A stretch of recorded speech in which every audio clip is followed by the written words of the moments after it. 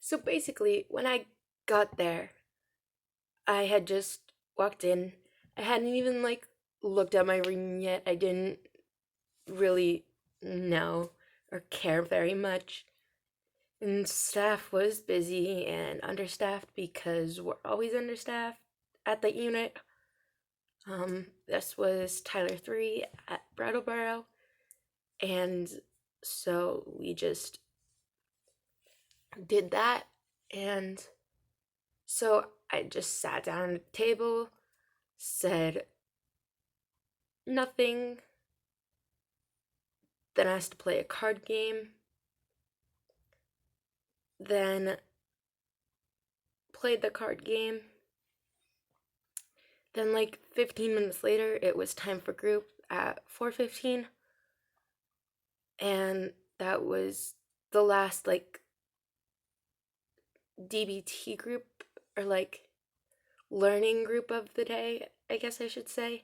And then it was outside time, but I couldn't go outside because I had not been out there for 24 hours or more on the unit. So the rule is you have to be there for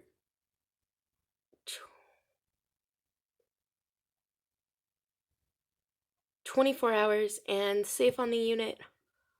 Maybe it's 48. It's either 24 or 48, so a day or two. And so there was another girl that was in there, but we didn't talk very much. We talked a lot with staff, with one of the staff there who stayed inside, and it was really just us two inside. So was kind of boring, and I colored. And so when I got to the unit, the charge nurse, let's call him Mr. Lee, is up. It put the book in the contraband closet up there, which sounds just right like it is. It's anything that you can't have on the unit in the thing, and in the called contraband goes in the closet, and there's little bins that have people's names on it, and then people take names off and stuff. And so yeah, it's kind of boring, but it went there. And then I got my book back from a different charge nurse who just took the plastic off of it. It was a library book, so there was this little plastic cover, and they took that off, and I got my book. And this was a week and a half into the thing, and was mad that I couldn't read because that's what I do most of my life. I have two books over there on my nightstand, which is a mess, but I read a lot. I have an entire drawer set for just books. So yeah, it was kind of a bummer. And it was my school's library. And then she gave it back, and I started to read more. And basically, the routine for the day, well, that I had learned was wake up. So you could wake up and come out whenever you wanted, but I didn't know this. So it was wake up, breakfast, start up, school, which I'll explain, and then it was at 11:30 it was free time, and then noon it was lunchtime, and then after lunch, I want to say at 1. Yeah, it was at 1. It was a DBT group, and then at 2:10 during weekdays it was open topic, and then 3 to 3:30 was outside if you wanted to go outside, and usually during that time we'd go to the actual courtroom, like the actual, like, not courtroom, like courtyard. Um so most people didn't go. If we were going to the rec room, that was a different story. And the courtyard was boring. It was mostly just a yard with plants and like a gazebo and a parking lot sized basketball court. But I did end up going once and played basketball outside. And then the other time I went outside, it was freezing cold, and we wrote with ice on a chalkboard, which was fun. And then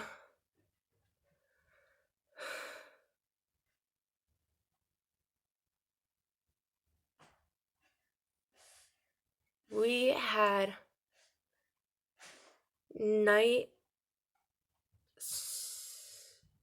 we had a 4:15 like TBT group, like a skills group, and then we ate dinner at 5, and we then at 6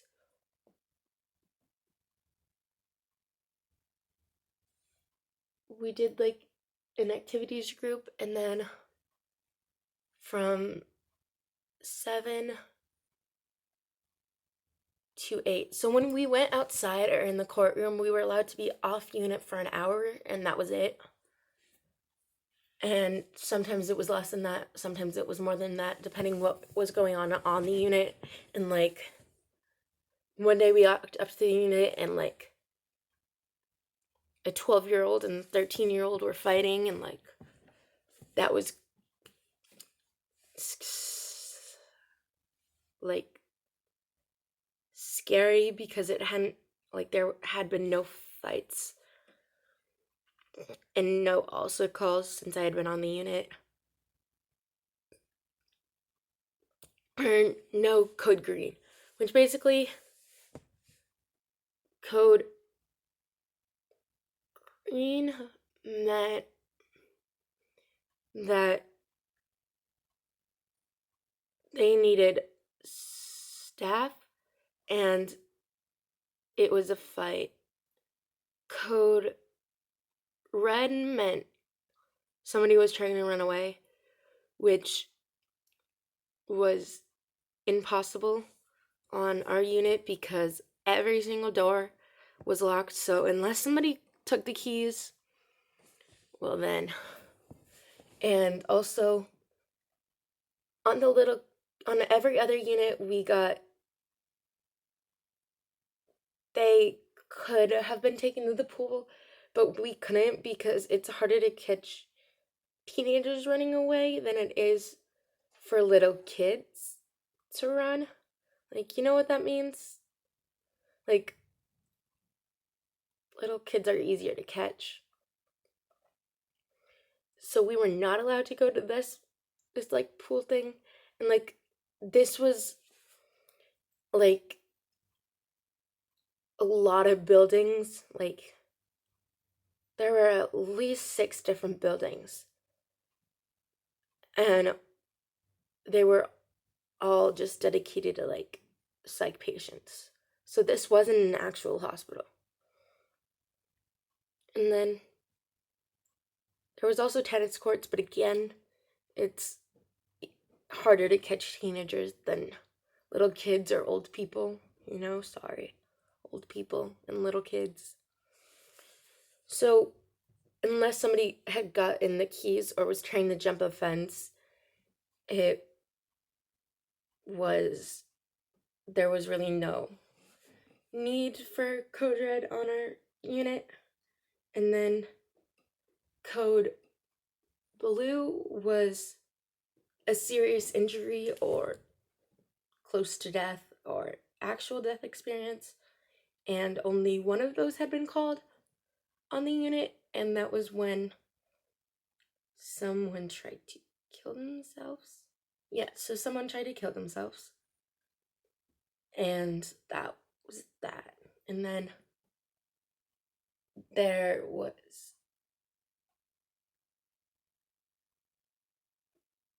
code yellow and code orange, which meant something, but they never happened. Well, I was there, so nobody really asked.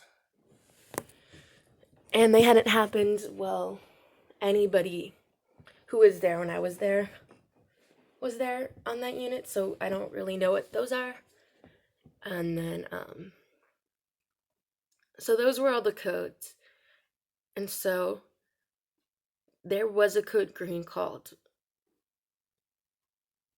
one night, and then that was it. And then when a code was called, they would basically just get staff from other units to come help. And it was mostly like Osgood 1 would come to Tyler 3, or Tyler 3 would go to Osgood 1, and then Osgood unit staff would go to Osgood units, and Tyler units would go to Tyler units. But it was really easy to get to them if you were allowed to go outside, which patients were not. Though I would have been allowed to, when I was first going up to the unit, it was my choice whether I wanted to go outside, but I really didn't because it was freezing cold and I didn't have a jacket on. So we just took the elevator and like the tunnels, and that was it. So basically, the routine was breakfast, startup, which was just everybody named it like startup was at 9. Breakfast usually came up around 8, 8:30, depending on the people that made it. And no, the food was not good. And then startup was at 9, which was basically everybody listed like a goal and a community expectation, and then that was that. And then 9:30 to 11:30 was school, 10:30 was break, and school was the most pointless thing ever. And then free time, lunch at noon, and then from 12 to 1 it was free time. 1 it was a DBQ group, then that lasted for 50 minutes. Sometimes it was short depending on how many people were there, because like some groups there was only 3 people there because people had got into arguments about things, or like people were spreading rumors about somebody, and yeah, it was complicated. So it really depended on who was getting along at the time and what that had to do with it. And so that was that. And then 2:15 was open topic, which lasted until 3:15, and then 3:30 was outside. Then 4:15 was another DBT group. 5 was dinner. 5 to 6 was free time. 6:15 to like 7:15 was activity group. Most of the times we would just do art cart, and sometimes we did this like 42,000 piece puzzle, which was like cool because like everybody got to work on it. And then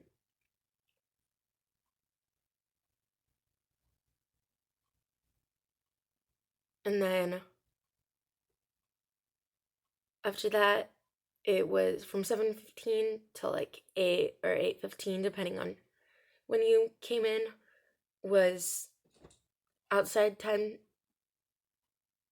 too most of the time, and then 8:15 to like 9 was kind of a like wind down time, and then 9 was like meds if you didn't have like if you took night meds and they weren't like supposed to be at a specific time every day.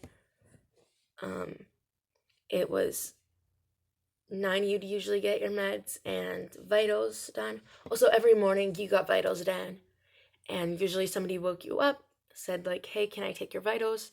And you could go back to sleep, but usually I was already up, and if I wasn't asleep I wanted to be up. And there was like, staff would not wake you up if you didn't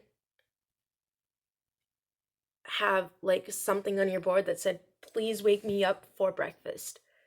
So I just had a please wake me up for food on my door, like, because I wanted to be woken up for breakfast, and if I fell asleep I wanted to be woken up for lunch and dinner. So like, yeah.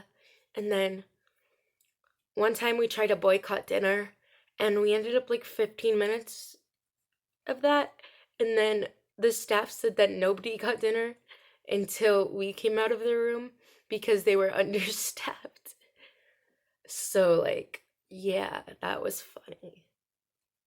But like, I still didn't eat dinner because it was gross and disgusting. Um and the staff that was with us, like the group facilitator, I think her name was Emma. She was like, I don't know, I've never tried to boycott dinner before. So we tried and we failed.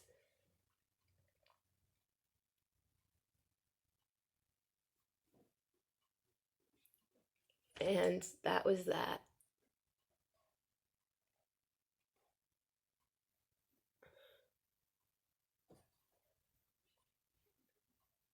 And it was amusing.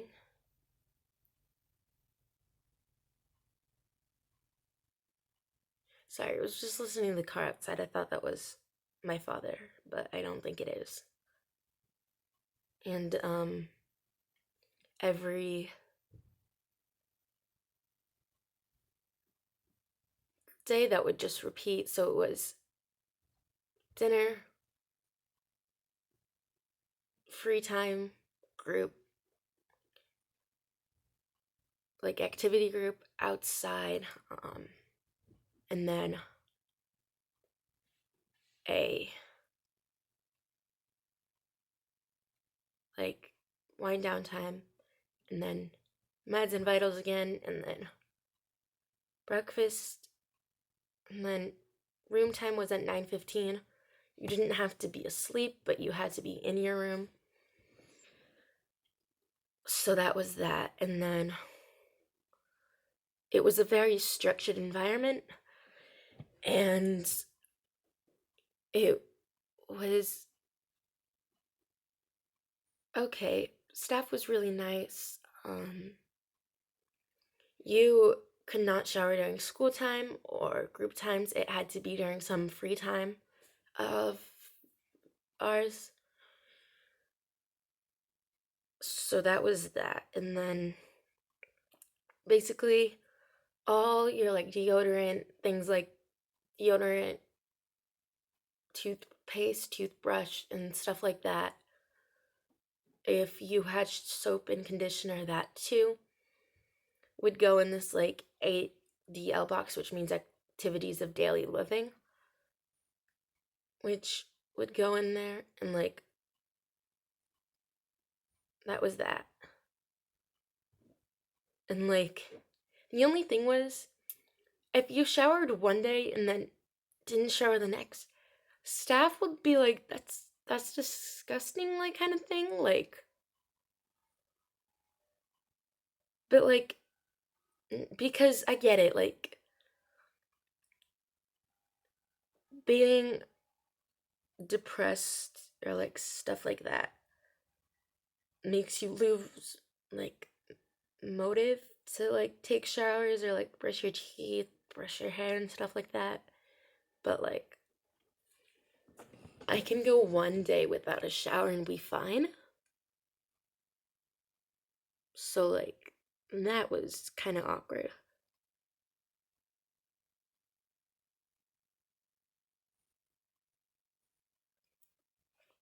And then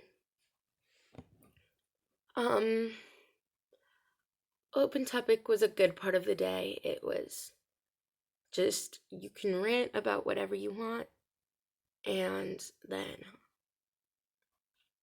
that was that. And it wasn't that bad actually. It was boring. There were fights. There was also, which was um adolescent low stimulation area, and then the only other unit that had that was adult low stimulation area. So yeah, it wasn't that bad.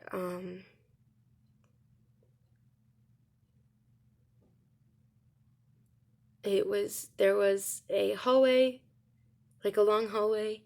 There was like a common room. Then there was like rooms off to that like you would have like family meetings in, and the long hallway had bedrooms. Then there was a like room with a table of just 8 people, and then there was other chairs, but like we had 13 people. I think the most we had was 19 and the least we had was 11, which was on Thanksgiving. And then the day after Thanksgiving, nobody really came in because like that's like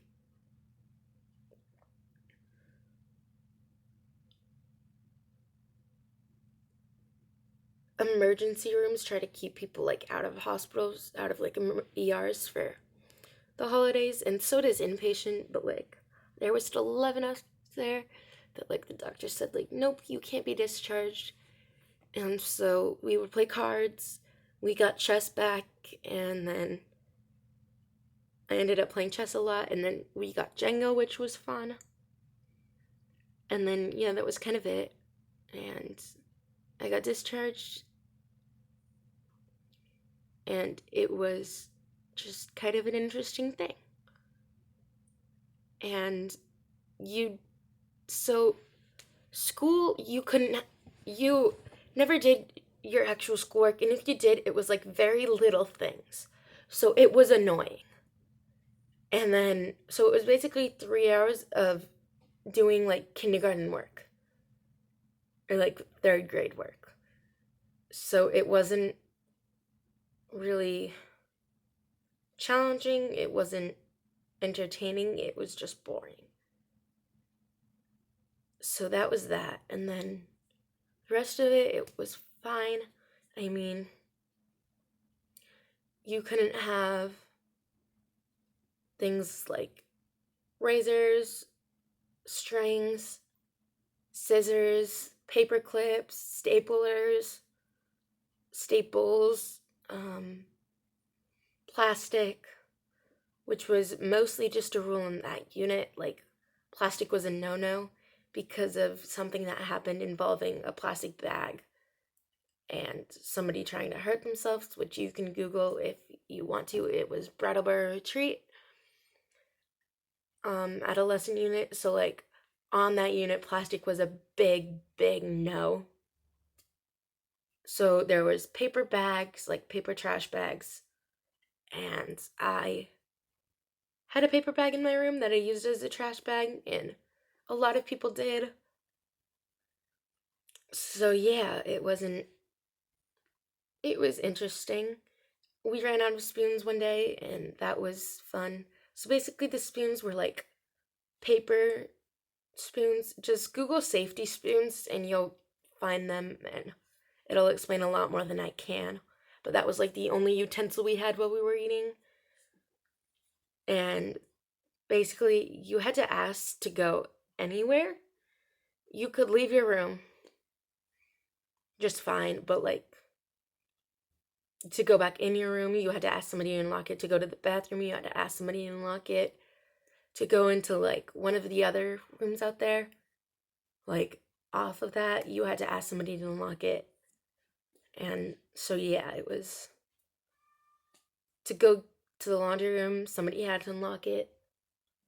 So that was that. And then, I don't know. Yeah, so that's the end of this video. I hope you learned something from it. And if you watch this for the full, probably 25 minutes, if this isn't combined with the other part of this, and then you watch the other one or two parts, praise to you, because that would have been like an hour and 30 minutes, I believe, something around there. So my name is Megan, or Nutmeg, and I'll see you soon.